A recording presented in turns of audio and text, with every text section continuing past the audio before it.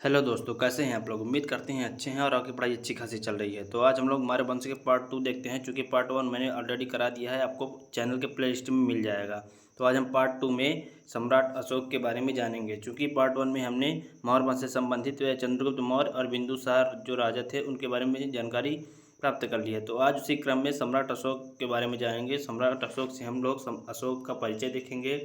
अशोक के शिलालेख कौन कौन से थे, कितने थे, वो देखेंगे। अशोक का धर्म क्या था, अशोक के शिलालेख जो थे तो उनकी भाषा और लिपि क्या थी, उसके बारे में जानकारी देखेंगे।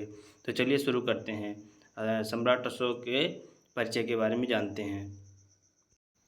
तो अशोक इसी क्रम में अशोक के बारे में जानते हैं। तो जो अशोक थे उनका जन्म 304 BC 304 ईसा पूर्व पाटलिपुत्र में हुआ था। तो आपको ये ध्यान में रखना है, क्योंकि अशोक से संबंधित जितने भी टॉपिक मैंने रखे हैं यहाँ पे अशोक से संबंधित, वो सारे मोस्ट इम्पोर्टेंट है। तो आपको ध्यान में रखना है, एक एक बिंदु को ध्यान में रखना है।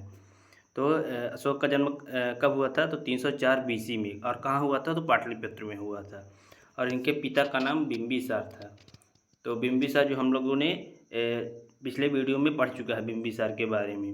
तो इनके पिता का नाम बिंबिसार था और बिंबिसार के पुत्र अशोक ही थे। तो बौद्ध ग्रंथों के अनुसार जो बिंबिसार थे, तो बिंबिसार जो हैं तो उनके 100 पुत्र थे। तो जब उनका राज्याभिषेक हुआ, अभिषेक का, अशोक का राज्याभिषेक हुआ, तो माना जाता है बौद्ध ग्रंथ के अनुसार कि 99 भाइयों की हत्या करके ही जो अशोक थे तो उन्होंने राज्याभिषेक किया था। तो बौद्ध ग्रंथ के अनुसार अशोक राजा बनने के लिए अपने 99 भाइयों की हत्या कर दी थी। तो राजा बनने के उपलक्ष्य में 99 भाइयों की हत्या कर दी थी। बौद्ध ग्रंथों में ये बताया गया है। बाकी जो और अन्य ग्रंथ हैं तो वो इस बात के लिए सहमत नहीं है।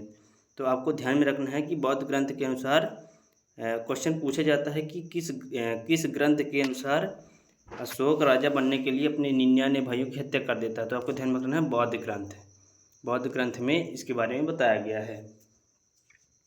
और जो अशोक थे तो उनका राज्याभिषेक कब हुआ, तो उनका राज्याभिषेक हुआ 269 BC में। ये आपको ध्यान में रखना है। अशोक की माता का नाम सुभद्रांगी था। ये ध्यान में रखना है, उनकी माता का नाम सुभद्रांगी था। और राजा बनने के 8वें वर्ष अशोक ने कलिंग पर आक्रमण कर दिया। कलिंग कहाँ है, उड़ीसा में वर्तमान में। तो राजा बनने के 8वें वर्ष अशोक ने कलिंग पर आक्रमण कर दिया और कलिंग में विजय प्राप्त कर ली। आक्रमण करने के बाद उन्होंने कलिंग पर विजय प्राप्त कर ली, लेकिन इस युद्ध में काफ़ी संख्या में लोग मारे गए। और इस दुखद स्थिति को देखकर अशोक का हृदय परिवर्तित हो गया।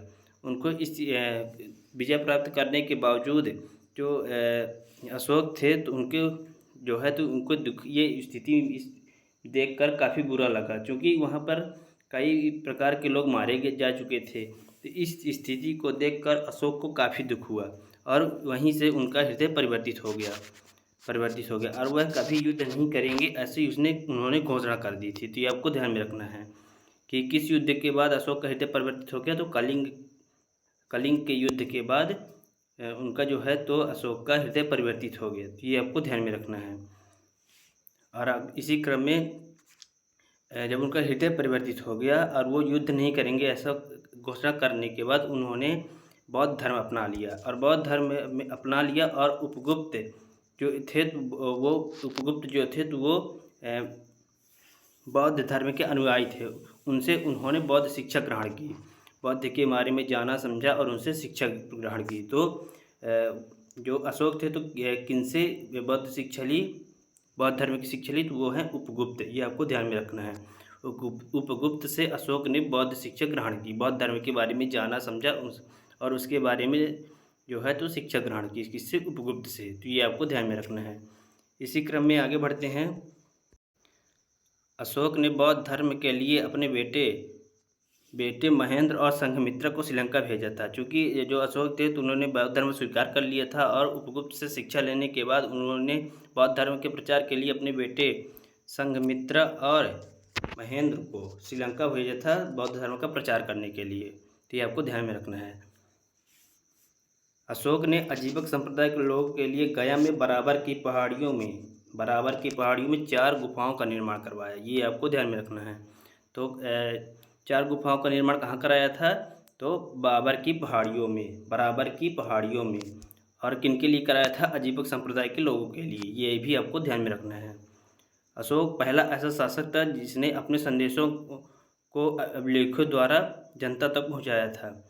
तो उनका उसके जो अशोक थे तो उनका अभिलेख कैसा था? अभिलेख किसे कहते हैं? तो शिलालेख जो थे अशोक के, तो वो पत्थरों पर जो लिखा होता था उसे ही शिलालेख कहा जाता था। उन्होंने पत्थर पर लिखवा कर ही किसी भी संदेश को जनता द्वारा अभिलेखों द्वारा जनता तक पहुंचाया था अपना संदेश। तो पत्थरों में लिखवा कर ही अपने संदेशों को जनता तक पहुंचाया जाता था।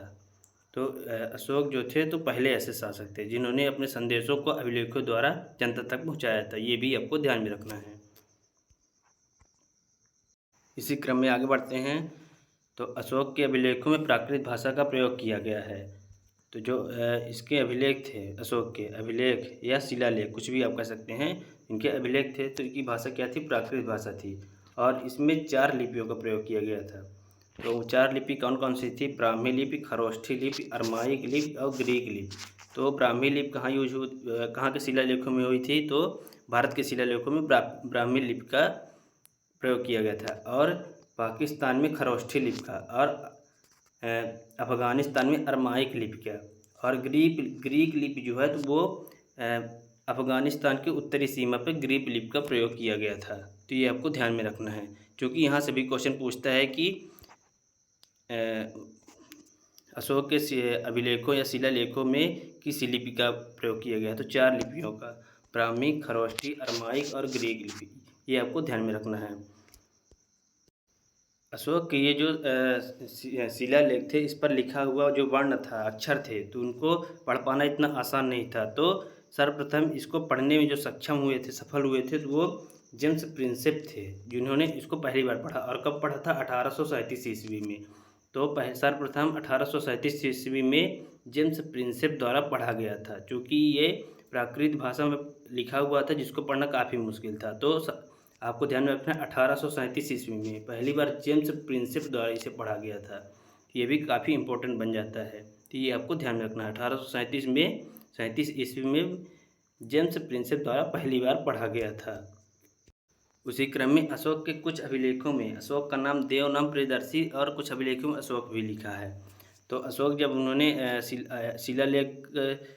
शिलालेख में, उनके शिलालेख में, अशोक के शिलालेखों में जो है तो अशोक का खुद का नाम जो है तो कहीं कहीं देवनाम प्रियदर्शी और कहीं कहीं अशोक भी मिलता है। तो उनके दोनों नाम मान्य हैं। तो देवनाम प्रियदर्शनी और अशोक नाम कहाँ से मिले हैं? तो शिलालेखों द्वारा ही इनके नाम मिले हैं। तो ये आपको ध्यान में रखना है, देवनाम प्रियदर्शनी और अशोक, तो ये शिलालेखों द्वारा ही मिले हैं। और जो ये अशोक है, अशोक के अभिलेख, भब्रू अभिलेख जो है, भब्रू अभिलेख, इसी में जो है तो अशोक का नाम अशोक लिखा हुआ है। तो ये भी अलग से पॉइंट याद रखना है कि किस अभिलेख में जो है तो अशोक का नाम अशोक लिखा है। तो भब्रू अभिलेख में अशोक का नाम अशोक बताया गया है, जो वर्तमान में अशोक के नाम से ही जाने जाते हैं। इसी क्रम में आगे बढ़ते, ये रहे इसके लिपि और भाषा से संबंधित। और पहली बार 1837 में जेम्स प्रिंसेप द्वारा पढ़ा गया था, ये आपको ध्यान में रखना है। और भब्रू अभिलेख में अशोक का नाम अशोक लिखा गया है, ये आपको ध्यान में रखना है। आगे बढ़ते हैं और अशोक से संबंधित शिलालेखों को देख लेते हैं। चूँकि अशोक जो हैं तो उन्होंने 14 शिलालेखों का निर्माण कराया था जो प्रमुख हैं, तो उनको ध्यान में रखना है। पहले से लेके 14 नंबर तक के जो अभिलेख हैं उनको बारी बारी से देख लेते हैं कौन कौन से थे और उनमें क्या क्या लिखा मिला है, क्या क्या जिक्र मिलता है। तो चलते हैं। पहला जो शिलालेख था, पहले शिलालेख में इसमें पशु बलि की निंदा की गई है। तो पहले शिलालेख में जो है तो पशु बलि की निंदा की है। शिलालेख का मतलब क्या होता है? मैं बता चुका हूँ कि पत्थरों पर लिखा होने अशोक जो थे तो उन्होंने अपने संदेशों को पत्थरों पर लिखवाया था। तो पत्थरों पर लिखे होने की स्थिति को ही शिलालेख कहा जाता है। पत्थरों पर लिखा हुआ स्थिति जो है वही शिलालेख है, तो आपको ध्यान में रखना है। तो पहले शिलालेख में क्या मिला है? पशु बलि की निंदा की गई है, पशु बलि की निंदा। और दूसरा अभिलेख, इसमें मनुष्य और पशु दोनों की चिकित्सा संबंधी जानकारी किसमें मिली है? दूसरे अभिलेख से। पशु और मनुष्य दोनों की चिकित्सा होती थी, इसमें दूसरे शिलालेख में मिला है। पशु और मनुष्य दोनों की चिकित्सा संबंधी जानकारी दूसरे अभिलेख से। तीसरे अभिलेख में इसमें 3 अधिकारी कौन राजुक, युक्तक और प्रदेशक की जानकारी मिलती है जो धम्म प्रचार के लिए थे। धम्म प्रचार के लिए राजुक, मुक्तक और प्रदेशक की जानकारी मिलती है जो धम्म प्रचार के लिए धम्म प्रचार करने में सहायता करते थे। और अगला शिलालेख है चौथा शिलालेख। इसमें भौरी घोष युद्ध के स्थान पर बौद्ध धम्म का जिक्र है। इसमें भौरी घोष युद्ध न करके बौद्ध धम्म का जिक्र मिलता है। तो आपको ये भी ध्यान में रखना है, क्योंकि जो अशोक थे उन्होंने कलिंग युद्ध के बाद युद्ध करने से मना कर दिया था, मतलब युद्ध नहीं करेंगे ऐसी उन्होंने घोषणा कर दी थी। तो भौरी घोष के युद्ध के स्थान पर बौद्ध धर्म अपना लिया था, इसीलिए उन्होंने बौद्ध धर्म का जिक्र मिलता है, तो चौथे शिलालेख से मिलता है। और पांचवा शिलालेख में इसमें धम्म महापात्र नामक अधिकारी की चर्चा है जो धार्मिक जीवन की देखरेख करता था। तो चूँकि जो अशोक थे तो उन्होंने कलिंग युद्ध के बाद अब हृदय परिवर्तित हो गया, और हृदय परिवर्तित के बाद उन्होंने युद्ध त्याग कर बौद्ध धर्म ग्रहण कर लिया था। और बौद्ध धर्म के प्रचार के लिए विभिन्न प्रकार के अधिकारी और अपने जो उनके पुत्र थे संघमित्रा और महेंद्र, दोनों से भी बौद्ध धर्म के प्रचार प्रसार के लिए आगे बढ़ गए। तो इसमें विभिन्न अधिकारी भी हुए जो धार्मिक जीवन की देखरेख करते थे। अधिकारी में महापात्र नामक अधिकारी था जिन्होंने धार्मिक जीवन को देखरेख करता था। तो पांचवें शिलालेख में महापात्र नामक अधिकारी की चर्चा है जो धार्मिक जीवन की देखरेख करता था। तो ऐसा बताया गया है पांचवें शिलालेख में। अगले शिलालेख को देख लेते हैं। छठवां शिलालेख है। इसमें अशोक ने कहा है कि मेरा अधिकारी जन कल्याण के लिए है और वह जब चाहे मुझसे मिल सकता है। तो ऐसा लिखा हुआ किसी अभिलेख में मिला है छठवें शिलालेख में। इसको शिलालेख या अभिलेख कुछ भी बोल सकते हैं, अशोक का शिलालेख या अशोक का अभिलेख। तो छठवां शिलालेख। और सातवें शिलालेख में जो सातवां शिलालेख था तो यह सबसे बड़ा शिलालेख था। जितने भी इसके शिलालेख 14 शिलालेखों में सातवां शिलालेख सबसे बड़ा शिलालेख था। इसमें अशोक के विभिन्न धर्मों के समन्वय की बात की है। इसमें अशोक ने विभिन्न धर्मों के समन्वय की बात की है, चूँकि जो अशोक थे तो उन्होंने बौद्ध धर्म को ग्रहण किया था और अपने किसी भी प्रजा को ये नहीं कहा था कि तुम भी जो है तो बौद्ध धर्म ही ग्रहण करो, क्योंकि उसका व्यक्तित्व धर्म था ना कि प्रजातांत्रिक। तो वो प्रजा में किसी को भी जोर जबरदस्ती करके बौद्ध धर्म अपनाने के लिए नहीं कह रहा था। जिसका मन हो तो वो बौद्ध धर्म ग्रहण कर सकता है, ना मन हो तो नहीं कर सकता। तो उन्होंने विभिन्न धर्मों के किसी भी जाति का हो तो उनमें समानता की बात की है कि सभी धर्म समान हैं। ये सातवें शिलालेख में मिलता है। और आठवें शिलालेख में उन्होंने धम्म यात्रा की चर्चा की है, क्योंकि जो अशोक थे उन्होंने बौद्ध धर्म के प्रचार के लिए विभिन्न सभी जगह यात्रा किए, जाकर बौद्ध धर्म का प्रचार प्रसार किए। तो इसी के बारे में कहाँ बताया गया है, धम्म यात्रा की चर्चा की गई है आठवें शिलालेख में। उसी क्रम में नौवें शिलालेख में देख लेते हैं। इसमें सच्ची भेंट एवं शिष्टाचार का वर्णन किया गया है। सच्ची भेंट और शिष्टाचार का वर्णन किया गया है अशोक के नौवें शिलालेख में। 10वां शिलालेख में राजा व अधिकारी हमेशा प्रजा के हित में सोचे, ऐसा जिक्र मिलता है 10वें शिलालेख में। 11वें शिलालेख में धम्म की व्याख्या की है। धम्म मतलब धर्म से है, तो इसमें धम्म की व्याख्या की गई है अशोक के धम्म के बारे में। तो इसी क्रम में अगला देख लेते हैं शिलालेख। 12वां शिलालेख स्त्रियों की स्थिति के सुधार हेतु स्त्री महामात्रा नामक अधिकारी की चर्चा की गई है। स्त्री महामात्रा नामक अधिकारी की चर्चा की गई है किस शिलालेख में, तो 12वें शिलालेख में। ये भी आपको ध्यान में रखना है। 13वां शिलालेख में जो काफ़ी इम्पोर्टेंट है, 13वां शिलालेख कलिंग युद्ध का जिक्र मिलता है किसमें, 13वें शिलालेख में, जिसमें यह भी बताया गया है कि वहाँ से अशोक का हृदय परिवर्तित हो गया ये कलिंग युद्ध के बाद। तो ये काफ़ी इम्पोर्टेंट हो जाता है इस दृष्टि से, क्योंकि ये जो 12वां है और एक आध तो शिलालेख है तो वो ज़्यादा इम्पोर्टेंट नहीं है, लेकिन कुछ ऐसे शिलालेख है जिनको याद करना काफ़ी महत्वपूर्ण हो जाता है। जैसे 13वां शिलालेख बहुत ही वेरी इंपॉर्टेंट है यहाँ पे, क्योंकि कलिंग युद्ध का जिक्र मिलता है और यहीं से जो है कलिंग युद्ध के बाद ही अशोक के हृदय परिवर्तित हो गया और वो कभी युद्ध नहीं करेंगे ऐसी घोषणा कर दी थी। तो ये काफ़ी इम्पोर्टेंट हो जाता है। और 14वां शिलालेख, अशोक ने जनता को धार्मिक जीवन व्यतीत करने के लिए प्रेरित किया था कि ये धर्म में ही जुड़कर ही जीवन यापन करें। इसके लिए उन्होंने लोगों को जागरूक किया, प्रेरित किया। तो ये रहे अशोक के शिलालेख, जो 14 शिलालेखों का जिक्र मिलता है अशोक के शिलालेखों में। मौर्य वंश से संबंधित शिलालेख, अशोक के शिलालेख, आप कुछ भी कह सकते हैं। तो ये रहे इसके शिलालेख। इसी क्रम में आगे बढ़ते हैं और अशोक के धम्म के बारे में भी जान लेते हैं कि अशोक के धम्म क्या थे। तो अशोक ने नैतिकता सिखाने के लिए एक कानून बनाया जिसे अशोक का धम्म कहा जाता है। क्योंकि जो अशोक हैं तो वो बहुत काफ़ी संस्कारी और नैतिक मूल्यों से परिपूर्ण जो हैं तो शासक माने जाते थे। तो उन्होंने लोगों को नैतिकता सिखाने के लिए एक कानून बनाया जिसे अशोक का धम्म कहा जाता है। इसमें अशोक ने बताया कि लोगों को माता पिता की आज्ञा का पालन करना चाहिए। यह धम्म था स्वनियंत्रित पर आधारित था। तो ऐसा मानना था कि अशोक का, क्योंकि वो काफ़ी आदर्शपूर्ण शासक माने जाते हैं, इसीलिए माने जाते हैं कि उन्होंने अपने धम्म में नैतिक सिखाने के लिए कानून बनाया था और इसे ही अशोक का धम्म कहा गया है। उन्होंने माता पिता की आज्ञा का पालन करने के लिए भी कहा गया था।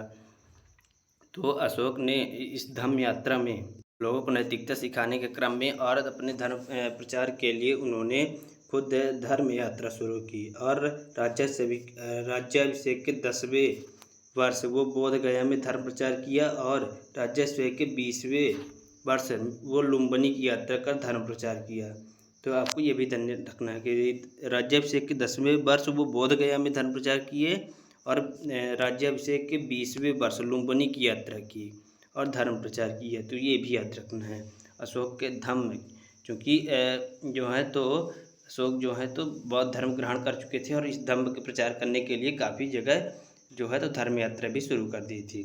क्योंकि अशोक राजा होने के बाद भी उन्होंने कई जगह जाकर जो है तो धर्म प्रचार किया। तो उनसे संबंधित जितने भी अधिकारी थे उन्होंने भी जा कर के ही जगह जगह जा कर के ही इस धम्म प्रचार किया। तो आपको ये ध्यान में रखना है, क्योंकि अशोक राजा होकर भी जब जा सकते हैं तो अन्य अधिकारी जो हैं तो वो उनका जाना एकदम उचित हो जाता है। तो ये आपको ध्यान में रखना है।